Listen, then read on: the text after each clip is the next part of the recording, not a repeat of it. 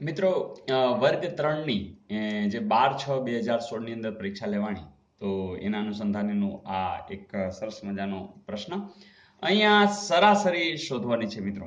હવે સરાસરી કયો કે મધ્યક કયો કે સરેરાશ કયો, સરખું જ છે. તમારે શું કરવાનું હોય કે જેટલી સંખ્યા આપી છે એનો સરવાળો અને જેટલી સંખ્યા છે એટલા વડે ભાગાકાર. જેમ કે આનો સરવાળો કરશું તો આપણે ઘણી વખત શું કે છે આમ સાઈડમાં લખીએ છીએ. એના કરતાં આપણે પ્રેક્ટિસ જ એવી કરવાની કે ત્યાં પેપરની અંદર સીધે સીધું આપણે સરવાળો ડાયરેક્ટ કરી શકીએ, લખવાનો સમય આપણો બચી જાય. જેમ કે આપણે ટ્રાય કરી 2 ને 2 4 ને 2 6 ને 2 8 ને 2 10, બરાબર. પછી વધી એક છે, બરાબર. તો 2 ને 1 3 4 9 12, 1 2 3 4 5 ને 3 8, અને ગણી લેજો 1 2 3 4 ને 5, 5 વડે ભાગાકાર. જોજો 5 એકુ 5, અહીંયા 32 થશે, 6 પચા 30, 20 થશે, 5 ચોક 20, 164 ક્યાં નથી. તો એનો અર્થ કે આમાંથી એક પણ નહીં. ફરીથી એવો જ એક પ્રશ્ન કે પ્રથમ 5 પ્રાકૃતિક સંખ્યાઓની સરાસરી. હવે તમને એ ખબર હોવી જોઈએ કે પ્રાકૃતિક સંખ્યા એટલે શું. તો તમને ખબર જ છે કે સ્ટાર્ટ ક્યાંથી થાય, 1 થી થાય. 1 2 3 4 5 એમ ક્યાં સુધી, અનંત સુધી. આપણે તો પ્રથમ 5 જ લેવાની છે. તો 1 ને 2 3 ને 6 ને 4 10 ને 15, અને 15 ને કેટલા વડે ભાગવા પડે, તો આપણે 5 છે એટલે 5 વડે. તો જવાબ શું હશે, 3. તો આ જવાબ આવશે. મિત્રો, ખાસ યાદ રાખજો કે તમને સરાસરી પૂછે, સરેરાશ પૂછે કે મધ્યક પૂછે, શું કરવાનું હોય, જેટલી સંખ્યા છે એનો સરવાળો અને ગણી લેવાની કેટલી છે એના વડે ભાગાકાર. તો એકદમ ઈઝી આ સમ હતો. બીજો પણ એક બહુ સિમ્પલ કે ભાઈ આવૃત્તિ વિતરણનો એક વર્ગ આપ્યો હોય. વર્ગ એટલે તમને ખબર છે કે 50 થી 59 સુધીનો, અને એની મધ્ય કિંમત સાવ સહેલું, આમ જોઈએ તો એની સરેરાશ જ છે. 9 5 ને 5 10, ચાલો 2 વડે ભાગી નાખો. 109 ને તમે 2 વડે ભાગો, 5 દુ 10, ઉપરથી 9, 4 દુ 8, 1 એટલે અહીંથી 0, તો 5 દુ 10 એટલે કે 54.5. આમ તો આ મોઢે જ થાય, કારણ કે આમાં સરવાળો મોઢે થાય, અને આના અડધા કરતા આવડે, કારણ કે 100 ના અડધા 50 અને 9 ના અડધા 4.5, એટલે કે સીધે સીધું થઈ જાય 54.5. પછીનો આ સમ છે રીઝનિંગનો છે.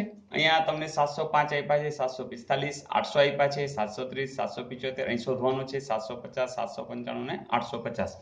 મિત્રો, જે જરા જોઈએ 705 માં 745 ઉમેરી તો 1450, એના અડધા કરીએ ને એવું કઈ નથી થતું. તો 750 ને આમાં પણ કઈ એવું દેખાતું નથી. ચલો આમ નજર ન જતી, ચલો આમ જોઈએ. 705 માંથી 730 થયા છે, એટલે આમ જોઈએ તો 25 ઉમેરાણા છે. પછી શું છે તો કે એમાં 20 ઉમેરાણા છે. પછી તો કે 745 છે, એમાં કેટલા ઉમેરાણા છે, 30 ઉમેરાણા છે. પછી તો 20 ઉમેરાણા છે. તો અહીંયા 800, તો જોઈએ તો અહીંયા પણ આમ ડાયરેક્ટ કંઈ એવું દેખાતું નથી.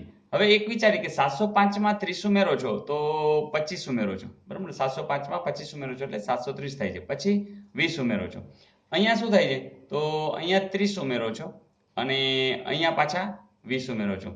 અને 800 માં ધારો કે આ 25 ઉમેરા, 30 ઉમેરા, તો 35 ઉમેરો તો 835 થાય, એવું કંઈ દેખાતું નથી. તો મને લાગે છે કે અહીં થોડી ગડબડ છે. અહીંયા 705 ન હોવા જોઈએ, મને લાગે છે 700 હોવા જોઈએ. તો થાય શું કે આ 700, એમાં 30 ઉમેરો, 20 ઉમેરો, 745 30 ઉમેરો, 20 ઉમેરો, 800 830 અને એમાં 20 ઉમેરો, તો આ રીતે થઈ જાય. તો અહીંયા મને લાગે છે કંઈક ભૂલ છે. પણ આવા સમની અંદર બીજું ખાસ હોતું નથી. એક ડિફરન્સનું હોય, ગુણાકારનું હોય, વર્ગમૂળનું હોય, એ તમે જોતા હોય ખબર પડી જાય. ને આ માત્ર ને માત્ર તમે પ્રેક્ટિસથી જ સરસ રીતે કામ કરી શકો. તો મોર પ્રેક્ટિસ કરતા રહો. ને એક આપણે જાણીએ છીએ એ જ વાત કે પાય અને 22/7 શું છે. મિત્રો, તમને ખબર છે કે સમય સંખ્યાઓ એટલે અંશ અને છેદમાં લખવું, જેમ કે 22/7. તો આ તો ખબર જ છે કે શું છે, સમય છે.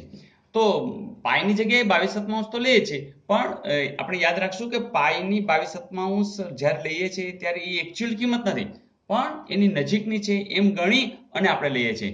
પણ ખાસ યાદ રાખજો કે પાય છે એ અસમય છે, અને પાય અસમય છે એવું ક્યાં છે તો કે પાય અસમય છે એટલે આટલું તો સાચું છે પાછું આ જોવાનું 22/7 સમય લખ્યું છે તો કે હા લખ્યું છે એનો અર્થ કે આમાં આવશે સી તો મિત્રો આ ખાસ યાદ રાખજો ઓકે તો બસ આવતીકાલની જે તમારી એક્ઝામ છે એમાં જરૂરથી તમે સરસ આ બધા વિડીયોઝ જોઈ અને કોન્ફિડન્સ સાથે પેપર લખજો ઓકે ઓલ ધ બેસ્ટ